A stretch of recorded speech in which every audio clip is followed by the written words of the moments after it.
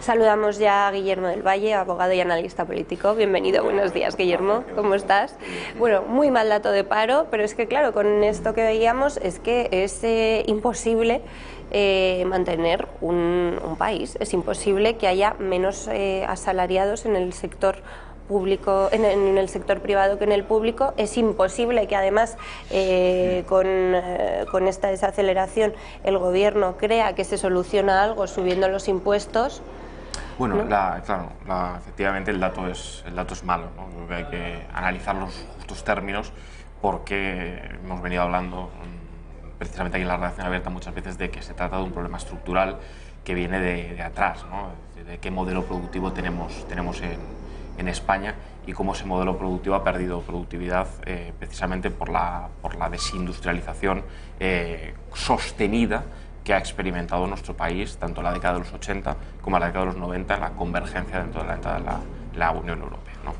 Y esa desindustrialización pues ha hecho que el modelo productivo ha sido sustituido, esa gran industria que hoy representa un porcentaje bastante menor del conjunto de la economía española, por el sector, principalmente el sector servicios, y por otros trabajos de bajísima productividad en las que se requiere una gran cantidad, una gran de mano de obra muy precaria. Entonces, claro, este es un problema de fondo. Las soluciones mágicas en economía yo creo que no existen, pero sí que es verdad que muchas veces se dice, oye, deberíamos hacer un modelo productivo diferente, crear un valor añadido. Es decir, cuántas veces hemos oído hablar a los políticos del I+D+I. Y no es una mala idea invertir en investigación, desarrollo, innovación, porque al final ese modelo de crecimiento o ese modelo de competencia en una economía abierta, hemos hablado también varias veces, bajando salarios, pues no sé qué réditos trae y no sé si los réditos son positivos. Entonces, esa otra vía de crear un modelo de crecimiento basado en la investigación y la innovación. Claro, lo que pasa es que hay que decir las cosas claras, es decir, esos innovadores o los grandes creadores, los emprendedores, muchas veces se dice, o sea, se nos retrata la fábula del que en el garaje de su casa crea una... Bueno, eso ocurre uno de cada millón, ¿no? Lo que hay que intentar es dejar a un lado los prejuicios e intentar buscar fórmulas de colaboración público-privada. Yo creo que una de las economistas que mejor ha explicado esto es Mariana Mazzucato, que habló del Estado emprendedor y habló cómo el Estado puede tener un papel de inversión, de innovación, detrás de los grandes logros que queremos que son del mercado. Ha habido normalmente grandes fuentes de inversión pública, pero claro, luego hay temas el tema que comentabas de decir si es sostenible un gasto desorbitado. Bueno, es que tenemos unas limitaciones de déficit que hay que la política ficción igual no hay que cumplir, pero la política real y dentro de la Unión Europea hay que cumplir, o hay que plantear salir de la Unión Europea, o hay que plantear, como planteamos algunos, transformar la Unión Europea, pero esto también tiene parte de utópico, ¿no? Porque hoy por hoy tenemos unas reglas de déficit que son muy, bueno, pues que dejan muy poco margen de maniobra, con una soberanía de los Estados, vuelvo a decirlo, muy mermada. Política monetaria y en política fiscal. Con lo cual, con todos estos condimentos hay que buscar fórmulas, Yo creo que un modelo productivo de muy baja productividad, basado en la devaluación salarial, basado en los trabajos de miseria o basado en el sector servicios que ha sustituido totalmente a esa industria provocado por ese proceso de desindustrialización, pues nos crean un problema de paro estacional y un problema no solo de paro estacional, es un problema de paro estructural, perdón, y de bajos salarios. La gente que está trabajando con contratos de miseria, con los mini-jobs, con esa uberización, que se ha dicho, del mercado de trabajo generalizada. Es complicado, es decir, claro, impuestos o ingresos del Estado, también hay que recordar una cosa, es decir, vivimos en un Estado social, con un gasto social importante. No todo es el gasto suntuario o los coches oficiales, que efectivamente ahí se puede recortar, o las comitivas o los pequeños bueno, nichos de relleno, ¿no? de los políticos y de los enchufados. Es que el gasto social, las pensiones públicas, la sanidad pública, eso hay que explicarle a la gente que es difícil de sostener, es muy caro de mantener. Entonces necesitamos también ingresos, obviamente racionalizar el gasto, pero también ingresos. Lo importante es dónde recaen esos ingresos. No se puede engañar a la gente y decir vamos a bajar masivamente todos los impuestos o vamos a subir masivamente todos los impuestos. ¿Cuáles bajamos? ¿Cuáles subimos? ¿Cuánto los bajamos? ¿Cuánto los subimos? ¿En qué punto del ciclo los bajamos o los subimos? ¿Y sobre quién recaen? ¿Sobre quién recaen esos impuestos? Claro, si subimos los indirectos, sobre el consumo, etcétera, van a recaer sobre todos. Si intentamos hacer más justo y más progresivo el sistema tributario, pues igual es todo más sostenible. Pero lo que parece claro es que 13 millones de nóminas privadas no podemos mantener a 46 millones de españoles, a 14 millones de trabajadores. Pero, el peso del sector público sobre el conjunto del PIB en España, tú lo pones en comparación con los países de la Unión Europea, como la propia presión fiscal, ¿no? Que estamos por debajo de la media de la Unión Europea. Es decir, bueno, sí, pero claro, también hay que explicar que luego, cuando hablábamos de Jusapol o de los guardias civiles y policías, o de los jueces, o de los enfermeros, o médicos, o profesores, todos esos son trabajadores del sector público. Entonces, claro, tampoco es que el sector público muchas veces se hace una caricatura del sector público. El sector público no son solo esos chiringuitos creados ad hoc para colocación y cooptación de los partidos políticos, también son profesionales de sectores claves y centrales para la sostenibilidad, no solo del Estado social, sino la propia pervivencia de una sociedad medianamente justa, digna y en la que nos podamos reconocer. Porque claro, desmantelando el Estado social hay que explicar también las consecuencias de ese desmantelamiento. Es la erosión, es la explosión y es el caldo de cultivo para los populismos. Es decir, cuanta más desigualdad, cuanto más erosión, cuanto más desequilibrio, más posibilidad hay de que, bueno, pues surjan extremos antipolíticos que digan, oye, vamos a irnos de aquí, vamos a romper este sistema representativo, democrático, etc. Entonces, bueno, ¿es sostenible? Pues depende cómo se plantee. Es decir, yo creo que en el sector público sí es importante. Es decir, creo que hay que hacer una labor de pedagogía de conectar el sector público, es decir, esa suplementariedad es decir, es suplementario, es decir, es o mercado o Estado. Pues no tengo remino de tenerla yo claro, sino se trata de conectar los intereses para una economía productiva, pero también justa, que crezca, que genere, pero también que reparta, predistribuya y redistribuya. Y en cualquier caso, esas 90.000 personas, más de 90.000 que han perdido su puesto de trabajo, yo comprendo que vean que el gobierno en cambio crece un 40% sí, y se desesperen y digan qué vergüenza, claro. Vaya ejemplo. Siempre están los recortes, son no ejemplarizantes, ¿no? Siempre, pero al final lo que se ha hecho en la última crisis económica es una política de austeridad, que se vino a llamar la austeridad expansiva, es decir, vamos a aplicar las mismas medidas que funcionan en los hogares, que es, ¿no? Es decir, vamos a nivel macroeconómico, a nivel de Estado, pero eso, claro, ha terminado suponiendo de facto que los ajustes han recaído sobre la gente, sobre los trabajadores, sobre la clase trabajadora principalmente, en recortes muy importantes en pensiones. Y dentro de lo que cabe, en España, fíjate el ejemplo de Grecia, ¿no? Cuando llega Syriza y le obligan dentro de unos ajustes brutales sobre el sistema de pensiones, sobre la sanidad, etcétera, y entonces dices, bueno, pues al final, efectivamente, hay gente que se puede sentir engañada, sobre todo cuando se han hecho promesas rimbombantes de no va a haber ningún ajuste.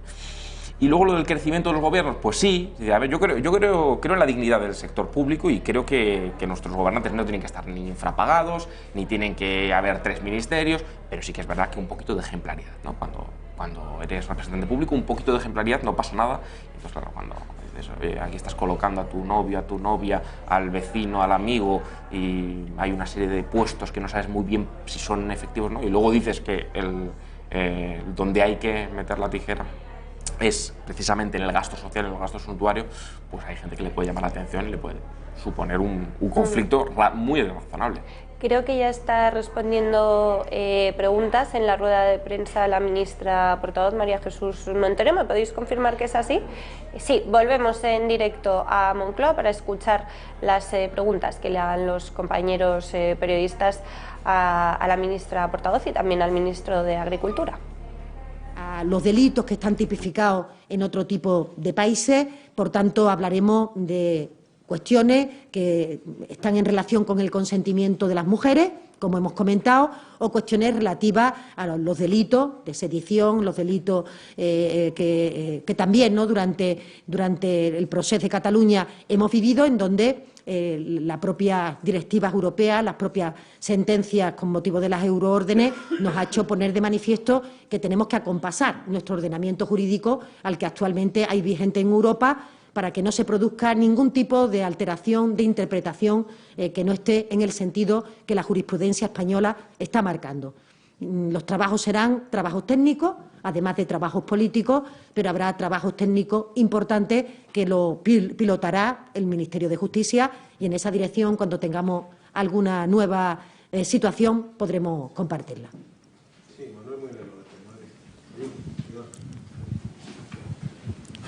Sí, hola, buenos días. Para la ministra portavoz, ¿cómo valora el Gobierno los datos del paro, las afiliaciones a la Seguridad Social que han descendido mucho con respecto a los últimos años y también las críticas de la oposición de Pablo Casado, que asegura que cuando el PSOE llega al Gobierno empieza una crisis económica en España? Y luego quería también preguntarle si contempla el Gobierno la posibilidad de introducir la figura del mediador, tal y como ayer sugería la portavoz del Gobierno de Cataluña en esa mesa de diálogo. Gracias. Sí, respecto a la cuestión primera que usted me pregunta, mire, yo diría que es infantil, es ingenuo creer que un Gobierno puede iniciar ni una recesión, ni una crisis económica, ni nada que tiene una esfera internacional como la que vivimos. Yo creo que el Partido Popular, en ese sentido, en su día se abonó a la teoría de que el señor Zapatero había provocado una crisis mundial, ¿no? Una crisis que tenía un epicentro en los mercados financieros estadounidenses y, sin embargo, se le achacaba a él. Yo creo que hay que salir de esos comportamientos simplistas. Nosotros estamos esperando a la oposición y la estamos esperando en acuerdos fundamentales para este país. Y queremos hablar con la oposición de la situación económica, queremos hablar de la renovación de los órganos que toca renovar, que por ley es Ejecutivo que toca renovar, órgano del Consejo General del Poder Judicial, el Tribunal Constitucional y otros que conocen ustedes, como el Defensor del Pueblo. Queremos hablar con el Partido Popular de la educación, del campo. Queremos hablar de los temas cotidianos que afectan a la gran mayoría de los ciudadanos de este país. Entre otras razones, porque este Gobierno de progreso está convencido de que los grandes acuerdos necesitan de la oposición y necesitan, por tanto, de concitar alianzas que incluso superen el tiempo de un Gobierno o el tiempo de una legislatura.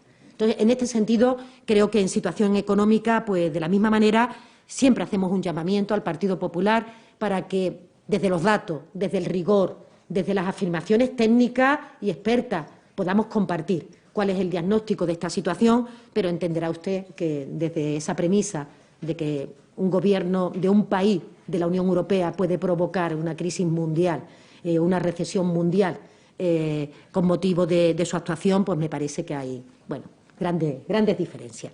Respecto a la cuestión de los datos que hemos conocido en el día de hoy, que han tenido debida cuenta, entiendo, por la comparecencia de la secretaria de Estado de Empleo, decirle que dentro de los datos se observa una tendencia, que es lo importante analizar, de creación de empleo en los últimos meses y en los últimos trimestres en nuestro país, que es importante. Solo le voy a dar un dato en relación con el enero del año pasado, es decir, enero 2019, enero 2020, hay un incremento de la afiliación en 345.000 personas, 345.194. Esto significa que, en términos de afiliación, el enero de este año es mejor que el enero del año pasado. Y en términos del mes de diciembre, es verdad que ha caído la afiliación en 244.000 personas, pero si quitamos el efecto estacional, que siempre tienen los meses de diciembre y los meses de enero, es un clásico que en los meses de enero caiga la afiliación respecto a lo que ocurre en el mes de diciembre. Si quitamos ese efecto estacional, tendríamos un aumento de la afiliación en 5.324 personas. El fin de la campaña de Navidad, el impacto de las tormentas en las campañas también de invierno, tiene efecto sobre los datos de afiliación y explican en parte este descenso intermensual. No obstante, tengo que decirle también que en este mes de enero se ha registrado la cifra más alta en un mes de enero de personas afiliadas a la Seguridad Social. Estamos hablando de 19.164.000 personas. Ningún mes de enero de la serie histórica registró un porcentaje de personas afiliadas tan alto como el que se ha producido en este mes de enero. Por tanto, tendremos que seguir monitorizando los datos, impulsando nuestro crecimiento económico con la creación de empleo, y para ello un instrumento fundamental es el proyecto de presupuestos para el año 2020. Son herramientas necesarias para seguir consolidando el crecimiento económico, que con el 2% que conocimos en la semana pasada está por encima de los países de la zona euro. Estamos creciendo por encima de la zona euro, creando empleo por encima de la zona euro, pero evidentemente tenemos que acelerar ese ritmo y tenemos que hacerlo con los instrumentos necesarios como los presupuestos generales. Sobre el mediador contesté también, creo que la semana pasada. Nosotros, en este momento, lo que vamos a atender y donde vamos a asistir es a una reunión del presidente Torra con el presidente Sánchez y convocaremos la mesa de diálogo justamente a continuación, pero no contemplamos ninguna otra cuestión que la convocatoria de la mesa de diálogo.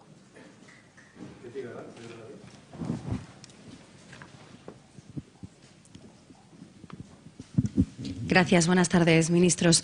En primer lugar, le quería hacer una pregunta al ministro Planas. Ha dicho usted que no establezcamos ninguna correlación entre la subida del salario mínimo interprofesional y el efecto en el... Bueno, Guillermo, el Gobierno que sigue negando que haya alguna relación entre la subida del SMI y el mal dato de paro. Está claro que lo de esa palabra, esa nefasta palabra del relato, entonces toma cuerpo, ¿no? Y según quien hable y según quien maneje el discurso, pues bueno, los datos se pueden maquillar de una manera. Lo decíamos Carlos y yo, que la prueba de que desde el Gobierno saben que el dato es muy malo es que el día que por decreto se aprueba la subida del SMI no sale la ministra de Trabajo a hablar del asunto. De todas maneras, yo no considero que no hay relación directa porque no ha habido tiempo, o sea, no ha habido tiempo material para ver los efectos reales de esa subida, ¿no? Es decir, también se dijo con la última subida, efectivamente el salario mínimo, si se sube sin límite, pues obviamente entramos en una senda también que puede tener efectos de destrucción de empleo. Ha habido premios Nobel de Economía como Stiglitz, que en una entrevista, precisamente una entrevista que dio en algún medio español con ocasión de la última subida, de la penúltima, vamos ahora, subida del salario mínimo interprofesional, y dijo que no hay pruebas, o sea, que no hay datos para colegir que de esa subida del salario mínimo interprofesional aumente el paro o se destruya empleo. Ahora bien, hay que ver, es decir, las mejoras de la economía y la transformación de ese modelo productivo que hablábamos antes no se va a producir por decreto. Es algo más complejo y va más allá. Lo hablábamos también, creo, recientemente, sobre el tamaño de las empresas, sobre ese carácter de la generalización de los emprendedores, de los autónomos, que está bien. En España se hace mucha geografía sobre los autónomos, sobre las pymes, pero es verdad que mejor nos iría también con un tamaño de las empresas más grande, con una creación de un empleo más estable, mejor remunerado, y todo eso se ha perdido con un modelo productivo, como digo, desindustrializado, y eso es un elemento central, más allá de la subida del salario mínimo y de que yo creo que no ha tenido efectos porque no ha dado tiempo a que los tenga. Y fijar los precios desde el Gobierno no suele dar muy buen resultado, pero ni para los sueldos, además, ni para los alquileres. Fijar los precios, además, depende de en qué sector. Es decir, lo que importa cuando afrontamos problemas complejos es dar soluciones serias, es decir, esas soluciones serias que podemos tener discrepancias, que las vamos a tener ideológicas, porque yo creo que el mercado de alquiler, pues seguro que tengo una discrepancia contigo, yo creo que sí hay que regularlo, sí creo que hay que intervenirlo. Ahora bien, las cosas hay que hacerlas serias, lo que no vale es el brochazo gordo, y aquí tenemos mucha afición al brochazo gordo por todos los lados, ¿no? Porque el elemento fiscal, ¿no? El elemento fiscal se utiliza demagógicamente por todos los, parece que es la única variable en política económica. Oye, bajamos masivamente los impuestos y sube la recaudación. Bueno, o sea, hay que ponerlo entre paréntesis, pues depende en qué contexto, y si estamos en un contexto de profundo dumping entre comunidades o entre autónomas o entre estados, pues puede ocurrir, ¿no? Porque atrae riqueza, atrae capitales y se van de otros sitios. O del otro modo, ¿no? Vamos a subir todos los impuestos y todo. Claro, subir todos los impuestos igual supone precisamente, es decir, hacer daño a las rentas más bajas, ¿no? o a la gente más desfavorecida. Entonces, bueno, hay que huir de la brocha gorda y tener un poquito de precisión en el análisis y en las respuestas y soluciones. A ver, ahora que no me meta en tu plano, lo que han oído es que se me ha caído el pinganillo. Bueno, cosas del directo, ¿no? ¿Qué pasa? Claro. Estas cosas que pasan, los tiempos, cuando hay conexiones en directo, etcétera, que son difíciles de cuadrar, cosas que se caen. Bueno, es la prueba de que no se están viendo en directo, claro. Más asuntos. Hablaba la ministra Montero de la figura del mediador, por la que le han preguntado, después de esa sucesión de acontecimientos tan extraña de la semana pasada.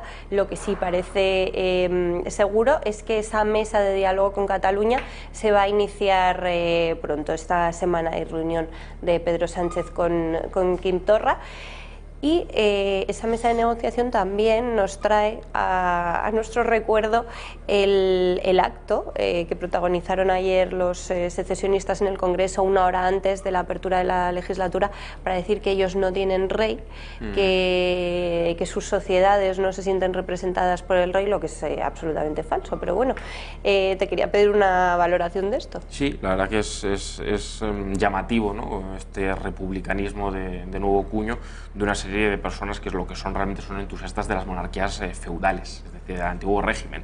Es decir, yo creo que en alguna ocasión también se ha comentado, es decir, el republicanismo de la desigualdad, el republicanismo de los pueblos irredentos, de las naciones étnicas, identitariamente uniformes, como plantean los nacionalistas, ¿no?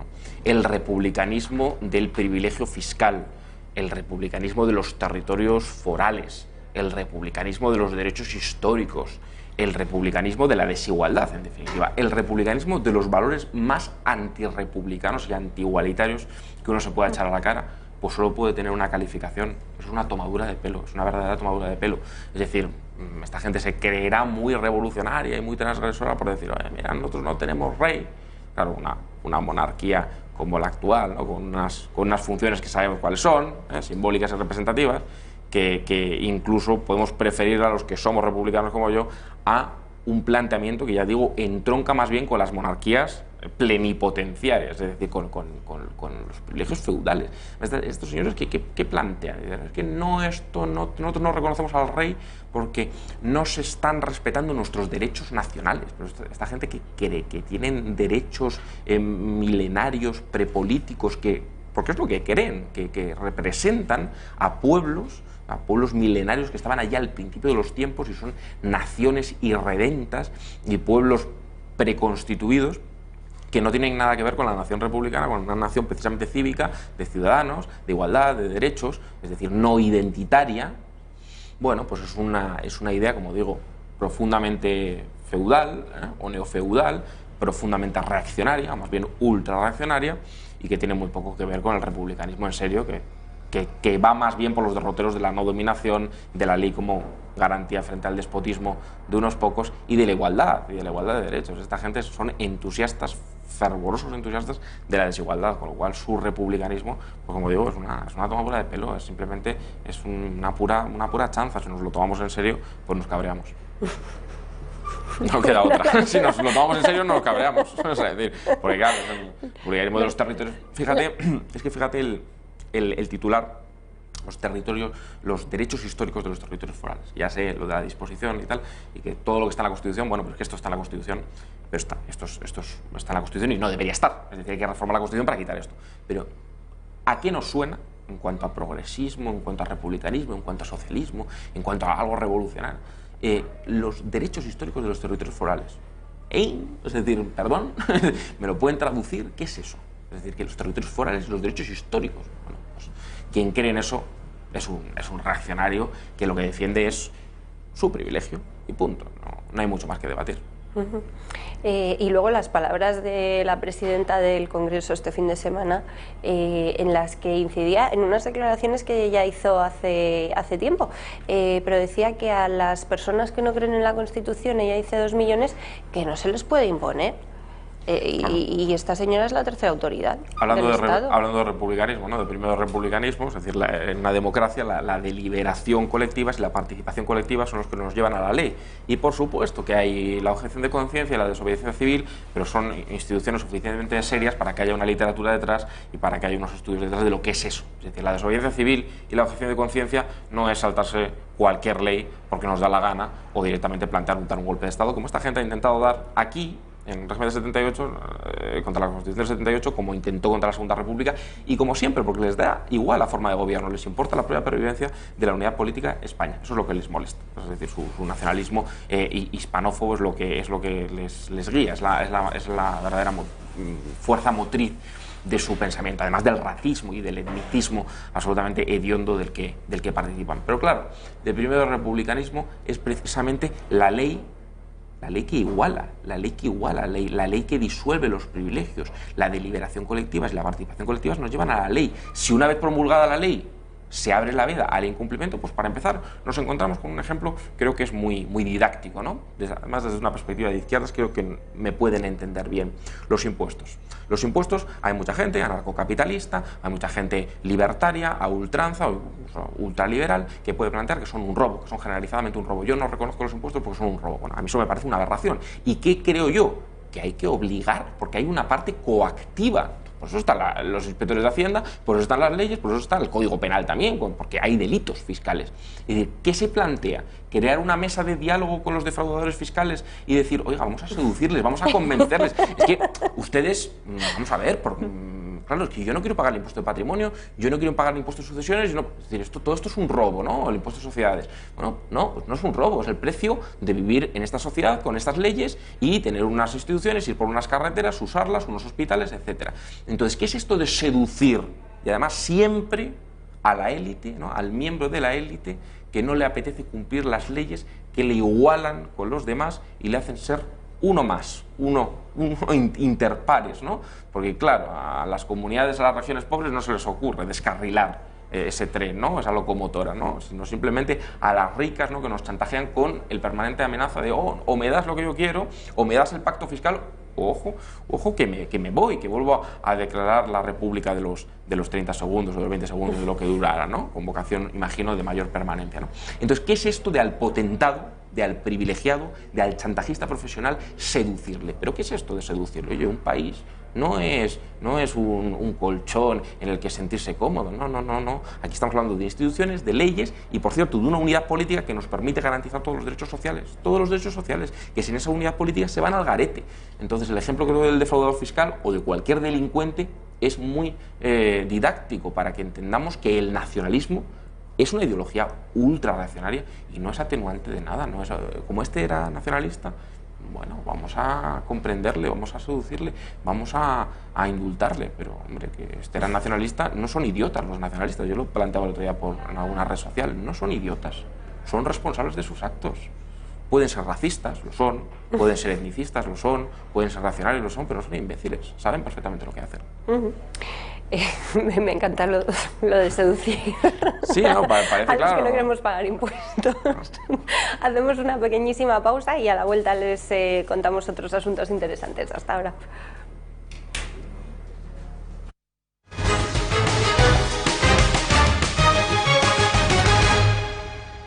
Pasan 5 minutos de las 2 del mediodía, encaramos ya la recta final y tenemos que hablar de un asunto hoy en un día de realmente malas noticias que tuvo un final feliz este lunes y es el aterrizaje del avión de Air Canada que despegó de Barajas, sufrió un accidente en una de sus ruedas y tuvo que estar volando en la Comunidad de Madrid para aligerar combustible antes de poder hacer un aterrizaje de emergencia. Todo esto empezó cuando estábamos en directo en la redacción abierta, se lo contaron muy bien a lo largo de la tarde en la redacción de la tarde y también en el telediario. Vamos a ver las imágenes de cómo los pasajeros por fin se reunían con sus familiares que habían estado esperando y vamos a escuchar al ministro de Transportes, José Luis Ábalos, que se refería a ese amplio dispositivo organizado por las autoridades en el aeropuerto de Madrid para propiciar ese final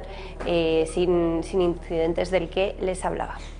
Es felicitarnos de que todo haya concluido felizmente, de que no haya habido ningún problema de ningún tipo. Y por lo tanto lo que cabe es pues celebrar la pericia, en este caso del piloto, de la tripulación, también pues acompañar el sentimiento que hayan podido tener los pasajeros, porque es fácil ponernos en su lugar y la inquietud que hayan podido tener, también los familiares y en este sentido pues nos sumamos a la felicidad y a la alegría que supone reencontrarse con sus seres queridos. Por otra parte, yo creo que como país también tenemos que estar muy orgullosos de la capacidad de respuesta. Afortunadamente casi ha sido un simulacro, no ha hecho falta más, pero ha habido un importante despliegue de los recursos, de los efectivos y también una importante coordinación entre las administraciones. De ello, pues aquí está la delegación del Gobierno, está el consejero también de la Junta, del Ayuntamiento de Madrid. Bueno, quitando el lapsus que confunde a la Comunidad de Madrid con la Junta, supongo que de Andalucía, te puedes imaginar que no te voy a preguntar por el avión, ¿no? Que todos nos alegramos de que acabase. Yo tengo la sensación de que no fue una cosa tan rara, porque oía a varios pilotos expertos a lo largo de la tarde que explicaban que esto es relativamente frecuente, lo de tener que estar volando para deshacerse de combustible. A mí me da la sensación que el avión pasó tan bajo, yo, desde una casa aquí cerca me lo decían, que es que el avión había pasado tan bajo que la gente se asustó y yo creo que empezó a llamar a la policía. A mí me da la sensación que eso fue lo diferente con otras ocasiones. Fueron unas cuantas horas, ¿no? Sí, como 4, al final, 4 o 5. No te iba a preguntar por la declaración de Ábalos felicitándose por el gran dispositivo. Bueno, está dentro de los Ministro, parámetros de lo previsible. Que los aeropuertos los carga el diablo, porque a lo largo de la semana pasada hemos ido sabiendo que no fue una única mentira, no solo al negar el encuentro de Ábalos con Delcy Rodríguez, sino que, Guillermo, no paramos de conocer, no quiero decir mentiras abiertamente, pero inexactitudes no le están de Ábalos. granjeando grandes satisfacciones al ministro los aeropuertos. No, bueno, yo realmente no termino de entender qué necesidad hay de construir versiones superpuestas, unas contradictorias con otras. Yo creo que a veces es más fácil no equivocarse tanto. Yo creo que a veces es más sencillo no equivocarse tanto, ¿no? Más allá de que puedas explicar, ¿no? Lejos de hipocresías, que tú mantienes relaciones diplomáticas con unos y con otros, o tal, bueno, lo que quieras, pero construir versiones explicativas tan disparatadas, luego entrar en una superposición de versiones que desmienten las anteriores, al final deja tu credibilidad en un muy mal lugar y tu imagen en un muy mal lugar, ¿no?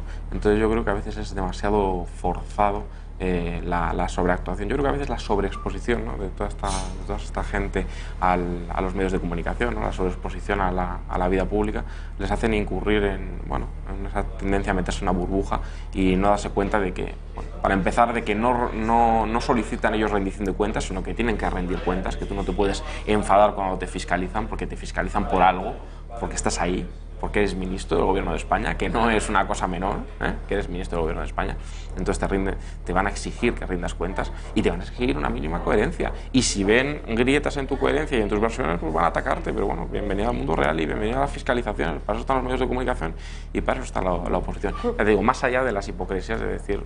Estabas el otro día en Fitur haciendo más o menos relaciones comerciales, porque es verdad que se mantienen relaciones diplomáticas, relaciones comerciales, y luego, bueno, esto. Pero bueno, sobre esta señora pesaban unas sanciones y prohibiciones importantes, y al final no es necesario caer en versiones tan disparates, sobre todo tan dispares y tantas, ¿no?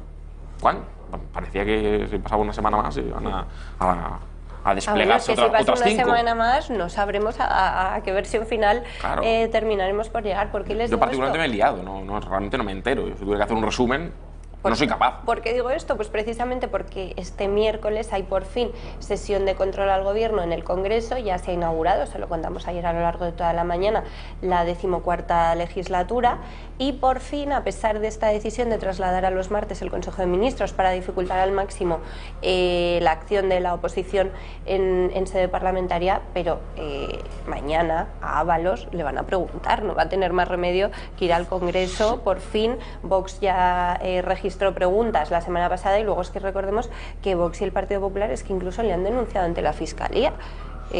Claro, luego la Fiscalía pues ya actuará o no, pero mañana hay que estar muy atentos porque va a haber... No termino de ver que sea la Fiscalía el lugar donde o el cauce a través del cual instrumentar la comisión de hechos delictivos por parte del ministro, no lo veo. Ahora bien, que el Parlamento está para el control del Gobierno, que está para la fiscalización, que está para las preguntas, que está para el control de la acción de Gobierno, pues me parece básico, ¿no? Me parece primero de preescolar, vamos, de democracia. Entonces, bueno, pues tendrá que responder y ya está. Es decir, pero bueno, más allá de eso, Venezuela, obviamente, no nos engañemos, Venezuela se ha convertido en un ítem de política interna desde mucho tiempo, ¿no? Por las contradicciones de Podemos y por las relaciones con ese socialismo del siglo XXI, o vamos, con ese populismo bolivariano que ha tenido nuestro particular populismo de Podemos, y ya se ha convertido en un ítem también para la derecha, ¿no? Porque, bueno, ese interés tan desorbitado por Venezuela, bueno, a ver, es decir, hay otros países donde las vulneraciones de derechos humanos ocurren, que están destrozados desde un punto de vista socioeconómico, desde un punto de vista político, del respeto a los derechos de la oposición, etcétera. Bueno, se ha convertido en un caballo de batalla de política interna, y entonces, bueno, el ministro yo creo que tiene la suficiente experiencia y debe tener la suficiente consciencia para saber a qué se enfrenta, y se enfrenta a una labor de fiscalización que es razonable, tendrá que salir, porque para eso tiene el cargo que tiene, es decir, no es el administrador único de una empresa de cuarta categoría, es ministro del Gobierno de España. Entonces, ¿Tú no ves claro entonces que se le pueda denunciar, que se puedan emprender acciones judiciales? No veo exactamente, no conozco cuál es el propósito de la acción o qué se ha planteado por parte del Partido Popular. Las acusaciones son de prevaricación omisiva. Yo creo que van en la línea de lo que hemos comentado también en la redacción abierta, no solo de que él se reúne con la número 2 del régimen de Nicolás Maduro, con Delcy Rodríguez, sino que además impide que la policía la pueda detener. Creo que es esa la estrategia de la oposición. Pues lo desconozco. Ahora bien, no podemos olvidar que el derecho penal se rige por los principios de su carácter fragmentario, el principio de mínima intervención, es decir, el derecho penal no está para todo. El derecho penal no está para todo. No voy a incurrir yo en esta justificación de que no hay que judicializar, ¿no? Es decir, cuando se cometen delitos, pues hay que ir a la fiscalía, o incluso está la acusación popular, están diferentes fórmulas, ¿no? Pero ahora bien, yo aquí... Oye, hay responsabilidades, veces que hay responsabilidades políticas, que hay errores políticos, que hay malas gestiones de determinadas crisis políticas o malos posicionamientos políticos, y no necesariamente se ha incurrido en delitos. Yo aquí, por lo menos a priori, no lo veo. Y Podemos, que está muy callado, porque decías tú que se ha convertido en un caballo de batalla de la política nacional, española, desde hace tiempo. Pero es que realmente esto ha salpicado de tal manera al Partido Socialista que incluso están pasando a un segundo plano las informaciones relativas a Podemos. Ayer desvelaba OK Diario, lo contábamos aquí, que la Fiscalía de Bolivia afirmaba que fue Rejón el que cobró del régimen de Evo Morales para Podemos. Pero claro, es que... a ver, que tuvieron como referencia esos modelos, o ese modelo, con sus diferentes vertientes y sus diferentes especificidades, porque cada país fue diferente, y no es lo mismo la Bolivia de Evo Morales que la Venezuela, primero de Chávez, luego de Maduro. Ha habido opciones, la Ecuador de Rafael Correa, ha habido diferentes vertientes, ¿no? Pero tuvieron como modelo eso que yo no termino de ver, como se dice aquí, que sea una reproducción de un sistema comunista, o un sistema marxista, un sistema materialista. Yo creo que más bien tiene que ver, pues eso, con un caudillismo, lo hablamos el otro día, con un caudillismo personalista, profundamente emocional, emotivo, que ha instaurado de facto dictaduras menos encubiertas de lo que podía parecer, bastante explícitas. Pero bueno, cuando esas linealidades con el comunismo aquí en España, se ve comunismo muchas veces en todos los sitios. Yo soy un poco escéptico, ¿no? Es decir, se ve el comunismo es una ideología bastante poco representativa hoy en día. Es decir, ver actitudes o planteamientos o posicionamientos comunistas ubicuamente, yo soy un poco escéptico ante eso. Yo creo que la naturaleza de lo de Venezuela es otra diferente, que va más bien por ese populismo carismático, ese caudillismo, a veces con planteamientos muy intrínsecamente latinoamericanos. Hombre, yo creo que la gente, cuando se refiere a Podemos como comunista, aparte de que varios de sus dirigentes lo han dicho... Yo hablaba más bien de Venezuela. Pablo Iglesias lo dijo aquí, en El gato al agua, que era comunista. Que Pablo Iglesias tuvo aquí su... Sí, pero yo creo que la gente a los miembros de Podemos los considera comunistas básicamente por su problema con la propiedad privada, ¿no? Por cómo han fomentado la ocupación, no con la suya, claro, en la suya algunos tienen garita de la Guardia Civil vigilando. Ahora mismo no tiene mucho problema con la propiedad privada. Ahora no.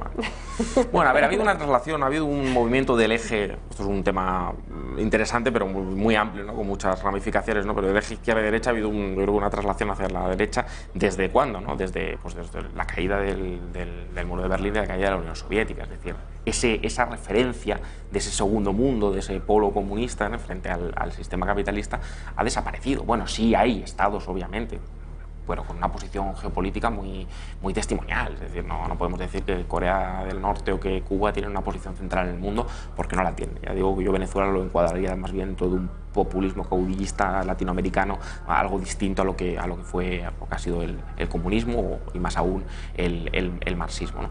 Podemos yo creo que es un elemento típicamente populista, ¿no? Han sido capaces de decir una cosa y han sido capaces de decir la contraria, y ahora se presentan prácticamente como unos socialdemócratas aseados. Bueno, no sé exactamente qué entienden por una cosa o por la contraria. Sí, es verdad que Pablo Iglesias se definió, ¿no? También Alberto Garzón se define actualmente como comunista. En cambio está al frente Cuba es el modelo de consumo sí, pero perfecto. pero ha borrado el tuit y está al frente del Ministerio de Consumo sin competencias, es decir, y se va a dedicar al tema de la comida basura y del juego. Hombre, no parece que las supuestas ideas comunistas de esta gente, que yo niego la mayor, no creo que lo sean, van a tener una posición central en la acción de gobierno, ¿no? Porque Escrivá, desde luego, está en Seguridad Social, Calviño está en Economía, y al final se va a hacer lo que toque hacer o lo que se pueda hacer o lo que se atrevan a hacer dentro de los márgenes que constriñen su acción de gobierno, porque fíjate, el caso de Syriza yo creo que fue paradigmático, ¿no? En Grecia, ¿no? Como se plantearon una serie de reformas que luego no se pudieron llevar a cabo, no quisieron o no pudieron, porque había unas limitaciones externas que son muy importantes, que son las limitaciones pues, de la Unión Europea, de la pérdida de soberanía de los estados, del control de gasto, de las reglas de déficit, del propio artículo 135 de la Constitución Española que reformó el Partido Socialista que hoy gobierna, es decir, que hay que olvidar esas limitaciones. Entonces, bueno, eso sí, la hemeroteca lo soporta todo y han podido decir muchas cosas, pero bueno, ya sabemos que han estado en la demagogia más absoluta, ¿no? Esta gente. No, pero quizá hay pues eso que comentábamos de que en un momento en que el desempleo arroja estos datos terroríficos, es que no se está haciendo hincapié, pero es que en enero, en lo que llevamos de año, hemos destruido más de la mitad de los empleos que creamos el año pasado.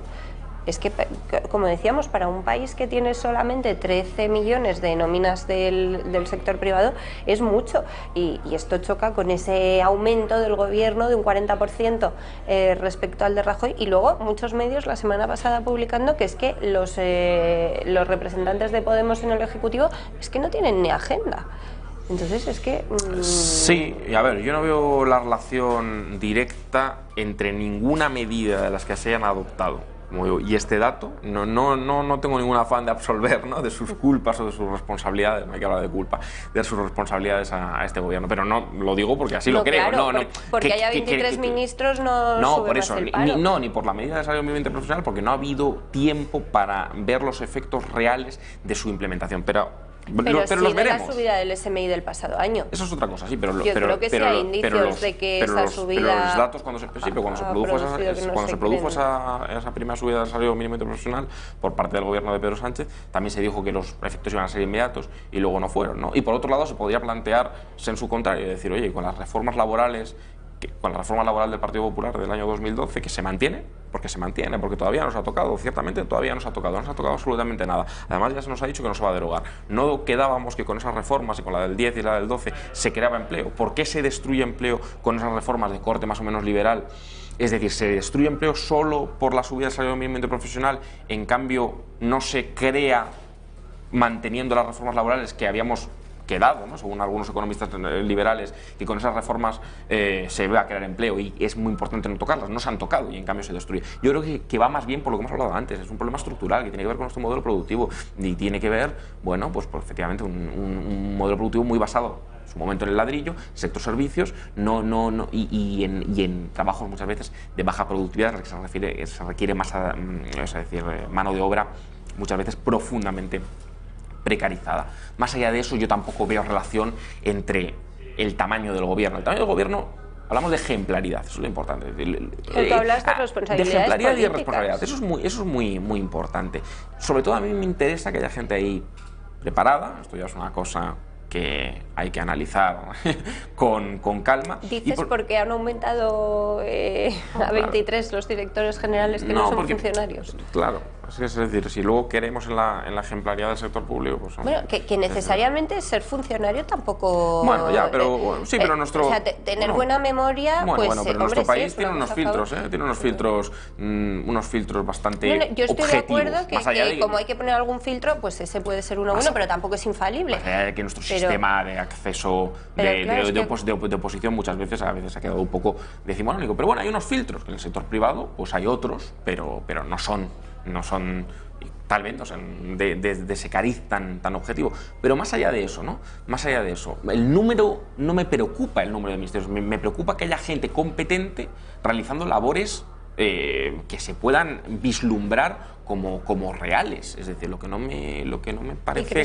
razonable que se creen ministerios, por ejemplo, con competencias transferidas a las comunidades autónomas, en ministerios que van a estar vaciados de contenido. Eso, por ejemplo, me parece una tomadura de pelo. No tanto porque gane... Es decir, y que se desgajen los ministerios y luego haya que crear un organismo en el que se coloca gente a dedo para que los coordine. Que se desgajen los ministerios porque se intenta hacer una correlación de fuerzas dentro del Partido Socialista y Podemos para controlarse unos a otros y para que no se pueda la ministra ex comunista, porque ella dijo que el comunismo es una palabra muy complicada, que ya no es eso, que es una mujer moderna de izquierdas, pues se desgaja para que en Seguridad Social el expresidente de la AIREF, nombrado por el Partido Popular, le controle. No, yo me refería a ciencia y universidades. Bueno, eso también, ¿no? Es decir, que al final son medidas más o menos simbólicas, ornamentales, que dices, oye, ¿y esto para qué sirve? El 80% de la investigación se hace en universidades, lo contó Miguel Gutiérrez. Parecía a priori una mala decisión separar universidades del Ministerio de Ciencia e Innovación. Y se ha demostrado que efectivamente no solo era malo sobre el papel, es que ha habido que crear otro organismo en el que enchufar a amigos... Pero sobre todo, María, cuando lo que hay que hacer es, vamos a ver, si nos tomamos en serio la ciencia y la investigación, hay que garantizar una inversión pública suficiente para que se pueda investigar en serio, con unos sueldos no de absoluta precariedad, como muchos investigadores hay en España, que están con contratos no de mileuristas, sino de contratos parciales de 400 euros y 500 euros, que son absolutamente vergonzosos y que luego nos quejamos de que se vayan. Pues ¿cómo se van a ir? Es decir, todo está en el terreno de lo simbólico, de lo representativo. Aquí ponemos esta cuota, ¿no? Este es el problema también del identitarismo, todo repleto de cuotas, y no me refiero a cuotas de mujeres y hombres, no me refiero a eso, sino me refiero de la guerra representativa, las guerras culturales, ¿no? Y lo simbólico, todo lo que importa es lo simbólico, en vez de lo material, en vez de lo sustantivo. Se toma en serio la investigación. Es decir, no me diga que va a desgajar esto, que no desgaje, que luego y multiplica el equipo, pero ¿qué hacen cada uno? Y si se hace en serio, hay una financiación detrás, ¿no? Se crean unas leyes, luego sin memoria económica. Bueno, pues esto no vale absolutamente para nada. Entonces lo que hay que tomarse las cosas en serio. Lo mismo ministerios que están vaciados de competencias, porque las tienen las comunidades autónomas, ¿no? Queremos que tengan potestades correctoras e interventoras. Me parece muy bien, pero ¿por qué están determinadas competencias? Yo lo planteo, ¿por qué están determinadas competencias en las comunidades autónomas? ¿Por qué? Es decir, se está rompiendo por un lado la unidad de mercado, pero por otro lado se está creando una serie de regulaciones totalmente fútiles dentro de las comunidades autónomas y se está mermando de capacidad redistributiva, correctora, normativa al Estado. Y luego se crea un ministerio. Bueno, se crea un ministerio, pero ¿y ese ministerio qué va a hacer? El de consumo, por ejemplo. Lo dijeron las asociaciones de consumidores y usuarios. Es decir, nosotros no tenemos capacidad de hacer absolutamente nada porque las competencias están transferidas a las comunidades autónomas. Bueno, aquí como todo está transferido a las comunidades autónomas, pues no se puede, es algo sagrado, no se puede tocar. Parece que la descentralización siempre tiene que ser más positiva. Pues la descentralización en este país, desde el punto de vista legislativo, muchas veces nos ha llevado a la desigualdad y a la inoperancia y a la incapacidad del Estado. Y en un contexto precisamente de capitalismo bastante globalizado, es decir, donde hay grandes empresas, ¿no?, internacionalizadas, es decir, donde las empresas se pueden deslocalizar, donde hay pocas barreras para la deslocalización, para que los capitales fluctúen, esos estados debilitados que nos defiende la izquierda aquí, pues no sé para qué sirven, para poco. El estado debilitado sirve para poco. Bueno, nos queda poco tiempo. Tenemos que hablar del brote de coronavirus, porque según el Ministerio de Salud de China, en las últimas 24 horas se han producido en el país asiático otras 425 muertes. Hay ya más de 20.000 afectados. Vamos a verlo en esta pieza. El Ministerio de Salud de China ha anunciado que otras 425 personas han muerto en el país por el brote del nuevo coronavirus y 20.438 personas están infectadas, repartidas en 31 provincias chinas.